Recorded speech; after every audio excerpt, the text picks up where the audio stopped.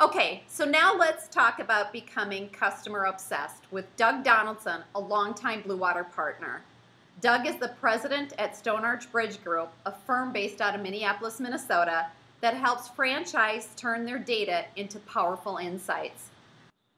Doug has over 30 years of business experience and has served as the CEO of Dry Steam Humidifier and PrimeNet Data Systems, VP of Strategic Marketing for Carlson Marketing Group, and has many other business leadership roles. Doug has a depth of experience in franchising and international sales, marketing, advertising, and information technology. Thanks for joining us, Doug. Thank you, Christine. It's good to be here. Great. I'll hand it over to you. All right. Very good. Thank you. Welcome to the age of the customer. And the theme really is becoming a customer-centric organization. So along that theme, if you imagine that, customer data is the key. Gartner estimates that by 2017, the CMO will spend more money on information technology than the CIO. Hard to imagine, but we can already see it happening. Our position is to become customer-centric. Knowing your customer at the invoice level today is the foundation for understanding what your customers may want and need from your brand tomorrow. The key here is growing customer visits. If customer visits are not growing, really the brand is dying. So, we've broken that into kind of talking about segments. What customer segments really need to grow? So we've kind of said, all right, let's take first-time customers, that we all know about. And then there's the other end of that extreme, which is repeat customers, which we call loyals, who have multiple purchases and high return rates. Then we have this other group called transition customers, which are on their way to becoming loyals, but we can't really count them as a loyal yet. All visits and sales can be bucketed into these three segments. So analyzing, if you think about this, analyzing then the return rates of these three segments will determine where marketing should focus its resources on increasing the return rates that will lead to customer growth. And the tactics for each of these three groups are different. We kind of developed this idea that every invoice tells a story. As we just talked about, there's this first-time customer, second-time customer, fifth-time customer. And what we try to do is then how have they reacted to a marketing promotion or a broadcast event? Are they using a discount? Are they going to the same location or a different location? How close are they to the store? What's the real traffic pattern?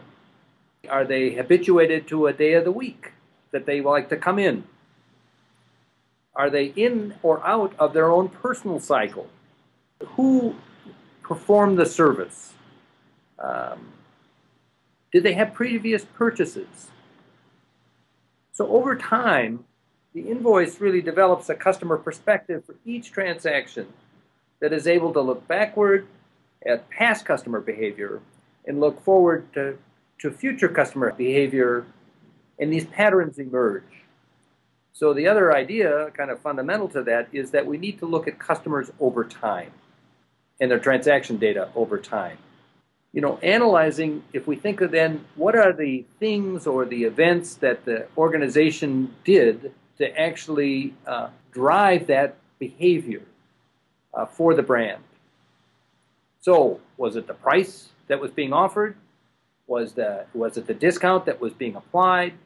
Was it the product or product basket that was actually offered at that point in time? Was it due to an advertisement that was out? Is it really due to location? Is it really due to an employee?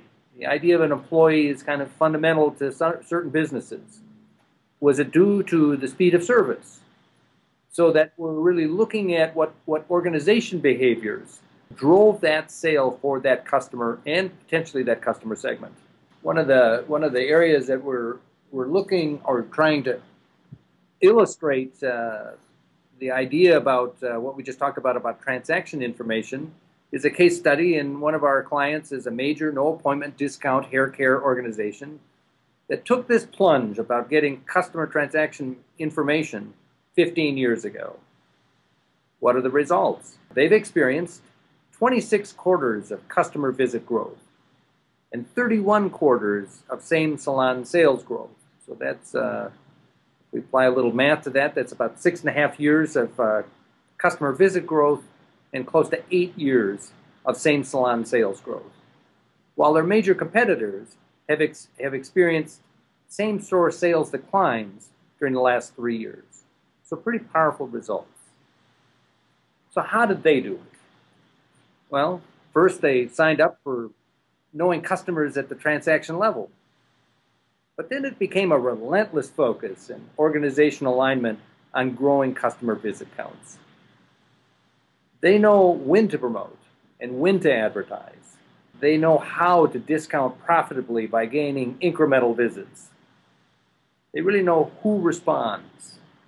They develop and know which marketing programs incrementally improve customer return rates. So that's a lot of insight.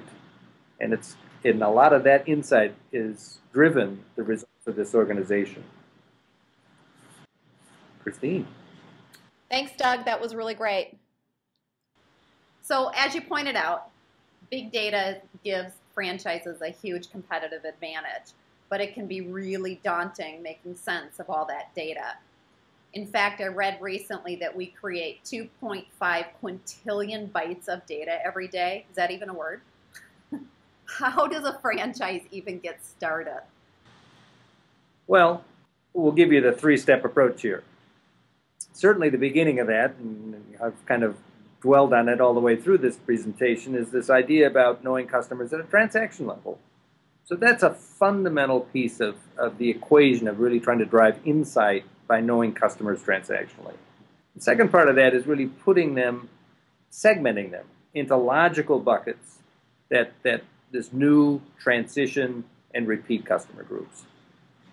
Because the return rates of those three groups are fundamentally different, and marketing can have a great deal of impact over those.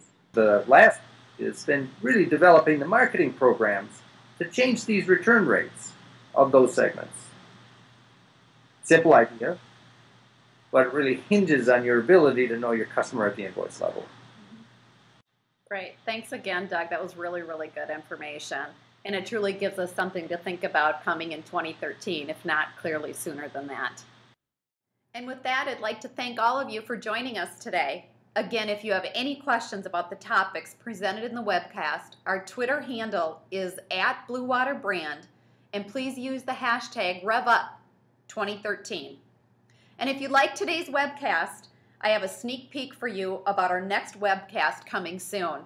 The top 3 marketing trends that you can't ignore in 2013. We'll talk about top digital marketing trends for 2013, the power of marketing to the individual, and more about the power of big data in one-to-one marketing. We hope you join us again. Thanks so much.